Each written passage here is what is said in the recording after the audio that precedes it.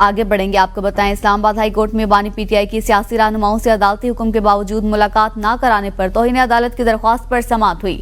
अदालत ने jail superintendent Adiala को कल 10 बजे तलब कर लिया। जस्टिस सरदार एजाज इसहाक खान ने केस की समाअत की।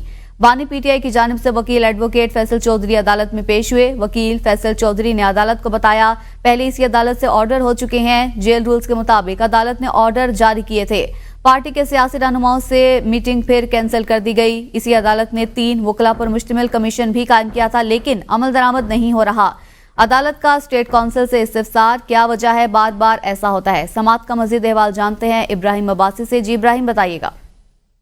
जी बिल्कुल, बानी पीटीआई की सियासी रहनुमाओं से अदालती हुक्म के बावजूद मुलाकात न कराने के खिलाफ तौहीन अदालत की जो है समाअत हुई है। जस्टिस सरदार एजाज इसहाक खान ने इस केस की समाअत की है।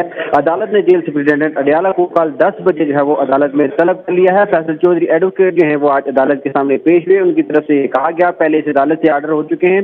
जेल रूल के मुताबिक अदालत ने ऑर्डर जारी किए थे, जिसके ऊपर अदालत ने इस्तफसार किया कि आप अब क्या सूरत हाल है, जिसके ऊपर बताया गया कि अब भी मिलने की इजाजत नहीं दी जा रही, जिसके ऊपर अदालत ने कहा दरखास्त गुजार के अब किस केस में सजा याफ्ता नहीं है।